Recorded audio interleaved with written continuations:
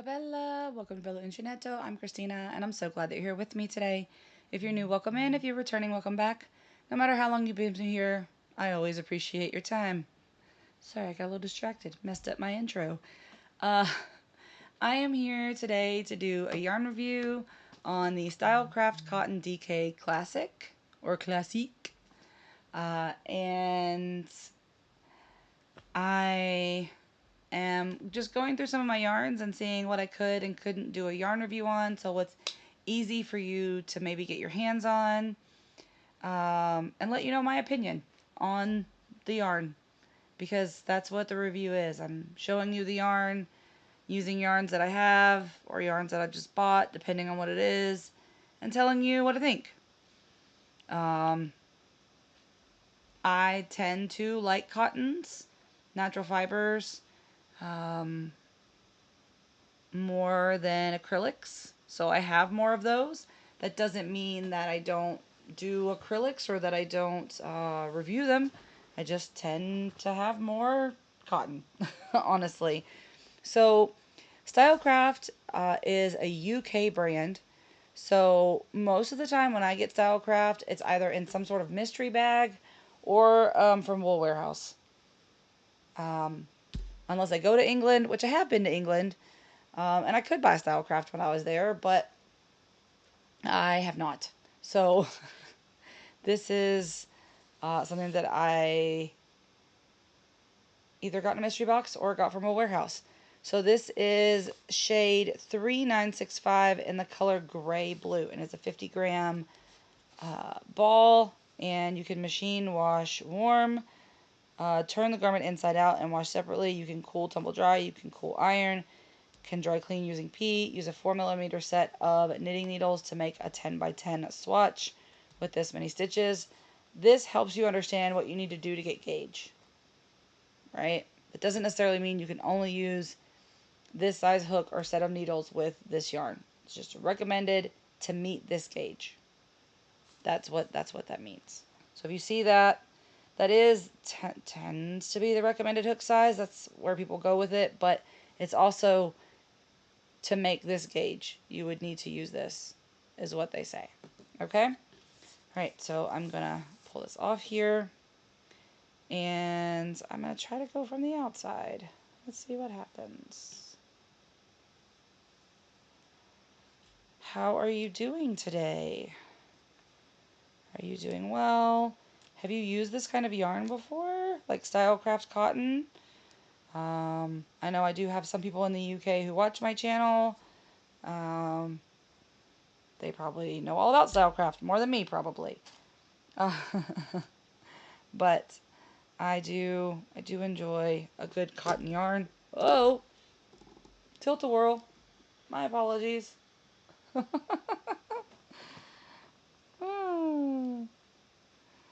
Okay, so I have my 4mm hook. And I remember from the last time that I need to chain an even number so that I end up with an odd number when I'm doing the baubles or popcorns or puffs or whatever you call them.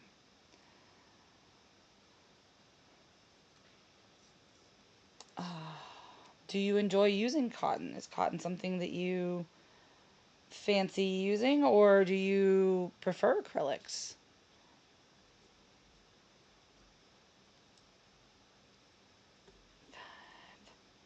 6, 7, 8, 9, 10, 11, 12, 13, 14, 15, 16. Okay, now let's see if it works out this time. Also, if you do use cotton and acrylic, what is your go-to for amigurumi? I find the answer to this question fascinating, because there are some people who swear by acrylics, nothing but acrylic for amigurumi. Like, they will die on that hill. There's some people who swear by cotton and they won't use anything other than cotton. I prefer cotton for amigurumi just because over time it won't give out as quickly. Does it tend to be as soft as acrylic for amigurumi? No, depending on the acrylic and the cotton that you're wanting to use. But I do find that the cotton tends to have a better stitch definition. And so when you're trying to do things that require specific details and things like that, the cotton makes a difference. That's my opinion. Do not come for me. If you have a different opinion, that is okay. We do not have to agree. I just want to know what you think. Right? Make conversation. Because I'm sitting in this room all by myself doing this. Talking to a camera. So, I'd like to at least be able to go back and read your comments when this video goes out. For you to let me know what you think. So, by the time you see this, let me see, when are you going to see this? Oh, it'll be a minute. It'll be a minute before you see this. You will know exactly where I am and what I'm doing. But at the time that I'm filming this, I have not told anyone. So, I do have a lot going on this summer. I am batch recording, but I am sure that where I am at the moment, I have had a great time. I know that if everything is scheduled the way that it is on the calendar that I have written over there, I will be preparing to leave and go back home for a bit. And then I will be on to the next part of my summer. So, busy time for me. People often say, even today, so the day that I'm filming this, I am finished with school. This was my last day. It's the teacher's last day. And I went into the post office to pick up some mail, and one of the workers in there was like, "Oh man, I would love to be a teacher. You get off for the summer and you still get paid and blah blah blah." And I was like, "Actually." And my daughter just took a big deep breath because she knew. Because so many people think that teachers, American teachers specifically, I can only speak for American teachers, because I do not teach at other country schools. Um, I, ugh.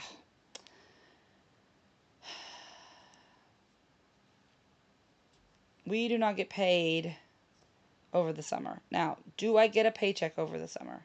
Yes. Is that me getting paid for the summer? No. So, in most places in America, okay, I cannot speak for all of them because I do not know all situations, but in most places in America, teachers are given the option to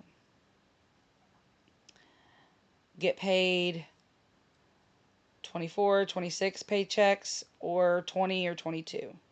So if they choose the 24 or 26, depending on your pay schedule, or if they choose the 12, because some teachers only get paid monthly. If they choose that setup, that means they get their pay all throughout the year, but they get less of it each paycheck.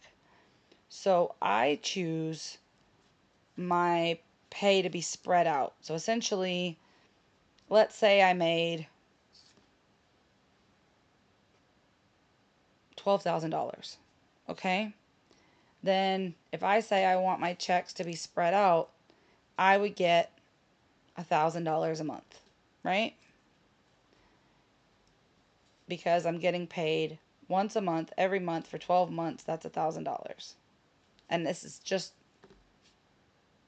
given numbers, right? It's not actual numbers. It's not actually how it works with like taxes being pulled out and blah, blah, blah. I know all that. But for example purposes. Now, most teacher school years are 9 1/4 months. So if I said I didn't want to spread my paycheck out over 12 months and I wanted to do it for the 9.25 months, then that $3,000, right, over the course of the summer would go back into those 9.25 paychecks, or 9 paychecks. Okay. So they would put that back into that pay, and I would get the full amount of my pay over the course of just the school days. Just the school days. And I would not get any pay over the summer. I allow my district to hold my money for me so that I get paid over the summer for budget purposes, not because they're giving me money in addition to my paycheck for the summer. No, no. They are giving me what is owed to me, right? And that's a big misconception for a lot of people. Teachers do not get paid for Christmas break or winter break, as you call it, or any fall breaks or spring break, any of the holidays, right? That are taken out. Now, teacher work days, yes, we get paid for those because we're working. But if the kids are out, like if school's out, the kids are out, and the teachers are out, teachers do not get paid for that time. In some states, they are not even considered full-time employees because they don't work 12 months out of the year.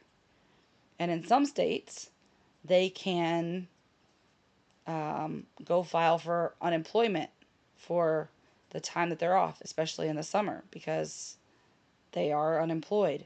Now, where I used to live in the state of Arkansas, you could not do that because you were only out temporarily and you had the guarantee of a job. So it wasn't like you were not going to be working in 6 months. As a teacher, you had the guarantee of a job coming in August, September, whenever you started. So they wouldn't let you collect unemployment.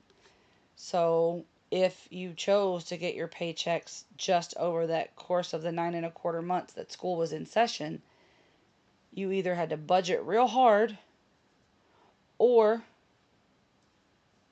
you had to get another job in the summer. Simple as that. So that's the reality of teaching, right? I know, I think I've explained this before in another video, like a long time ago, but having the conversation with that man today, because my daughter knew, that is something that I am very serious about, because teachers get, oh, well, you get paid even when you're not working. Me. Okay. Here's what you need to understand. Because I don't like the way that people say that. They say it most of the time in a very accusatory tone, like I'm sitting on my butt and collecting a paycheck for doing nothing. No. Or that teachers in general are. And no, that's not the way that works. I allow my school district to hold on to my money so that I am not starving and that my children are not starving over the course of the summer. And so that I do not have to work at a completely different job and pay more in taxes. And that's the key part, because I already get my paycheck, right? And if I got another job, then that could potentially, depending on how much I make, right, put me in a different tax bracket, which would mean I'd be charged more in taxes for trying to feed my family. So if I allow the district to hold my money for me and then I let them give it back to me over the summer, that's easier on me. And they actually, because they're holding on to that money, depending on how they use it, right? Because it's just not sitting there with my name on it. They could be making money off of that, depending on how they use it. Like, they're just holding that money in their accounts and gaining interest on whatever's in their accounts. You know? So that is the way that it works. And my daughter was so happy when I stopped talking. Because like I said, I'm passionate about it. If it wasn't said, and now he didn't say it in an accusatory tone. he said it, and man, I wish that I could be a teacher to get a break, you know? And I was like, he was like, get a break and still get paid, was the phrase that he used. And I was like, that's not how that works. And he was like, wow, I didn't know that. Thank you for telling me. So I wasn't rude to him about it or anything, but there are a lot of times where I get super passionate about it because it's not that's not working. It's not something that makes life easier for teachers.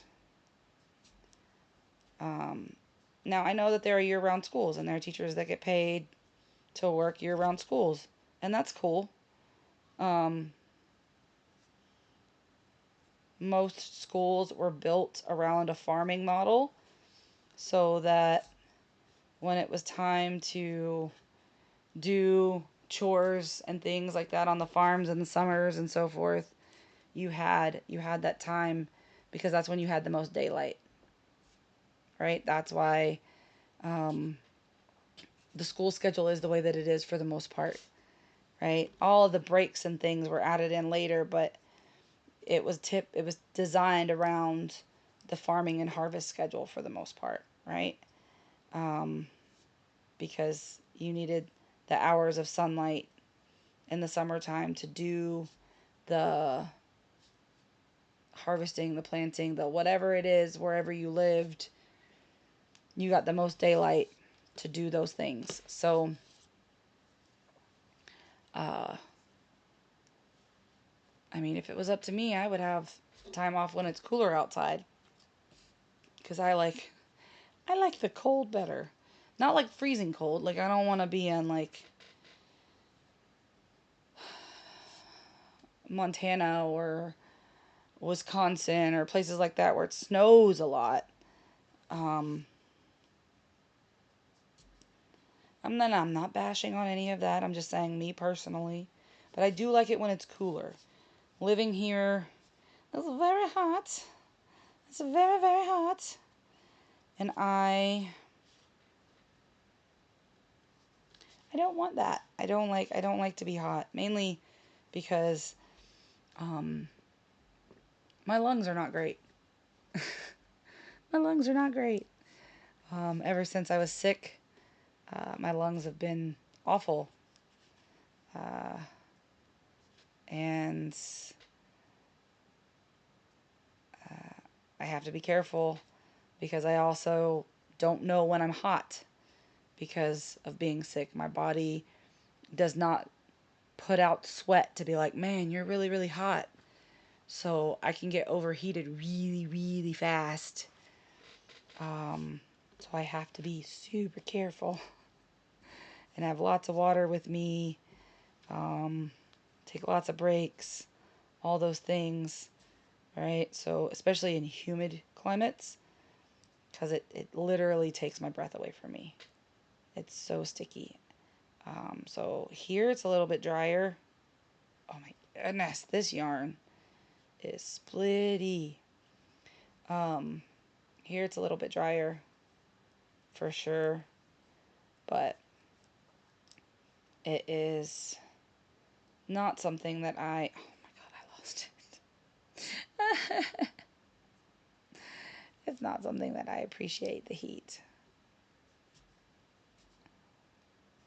So I like it when it's, even like in the 70s is nice. 60s, even like high 50s is still lovely to me. Um,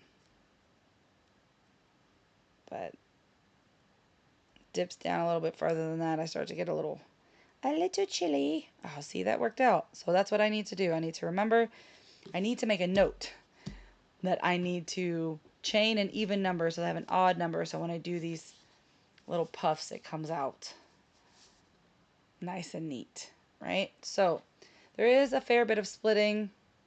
I'm just going to do another row of single crochet to whip that on top of there. and then I will let you know what I think. But I know I've been on a soapbox a little bit. I'm sorry. But let me know what you think about teacher schedules and even your own work schedule. What do you think about your work schedule? Do you like it? Do you hate it? Are you retired and you don't have to worry about that anymore? I'll get there one day. Because I started over in a different district, right? So when I was in Arkansas, I only ever worked in one school district. I worked in a couple of schools, but I only ever worked in one school district. And because of that, I had 14 years built up in that district. And in that district, you could effectively retire after teaching for 28 years. Well, I switched districts, and with this district, you have to teach for 30 years before you can draw full retirement. And I started when I was 35. So, I mean, easy math, I'll be 65, but it's so far away. And I don't plan on changing districts anytime soon. So, hopefully it stays that way. Alrighty. So, here is the yarn. This is the stitch. Single, half double, double. I did like a bobble puff stitch here with single crochets. And then I did a row of single crochet. So, as with most typical cottons, oh my goodness, I'm going to cover that and fix it. I'm sorry, friends. Let me bring it back around. And let's hope that it is. Nope. You're propped up on my things here, so I'm trying to make sure that you can see everything. But I don't want to make you dizzy.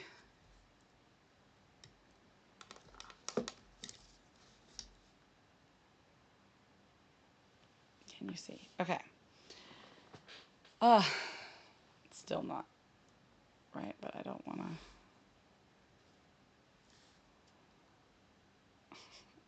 It's so crooked now. Okay. Anyway, we're just gonna, as with any cotton, unless it's some funky, weird thing, cotton tends to have a really, really good stitch definition. Okay. I would use this probably more for like a kitchen or home decor item, like hot pads, or would even make a pillowcase out of this, because you'll wash it and it'll get real, real soft. But I mean, you could make a wearable out of it. I'm not saying you couldn't, but it is not like Hobby Lobby cotton, or not like trying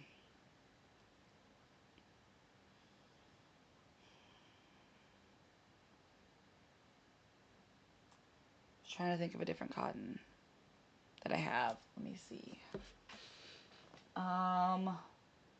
It's not like the quince cotton, or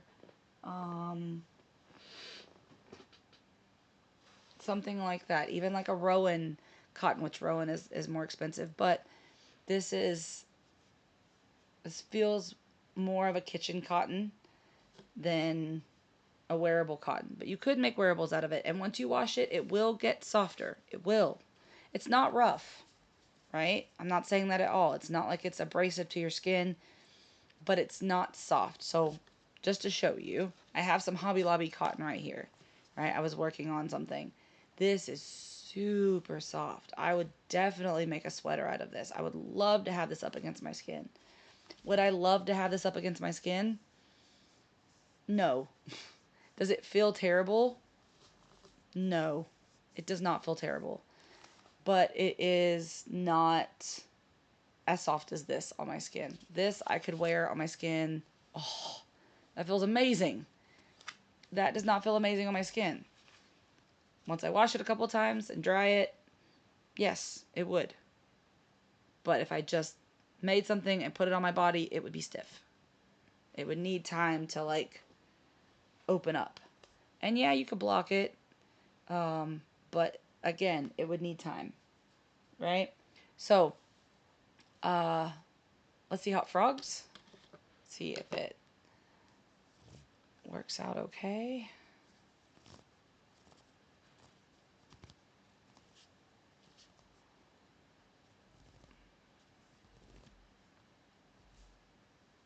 Oh, that was where it split a little bit.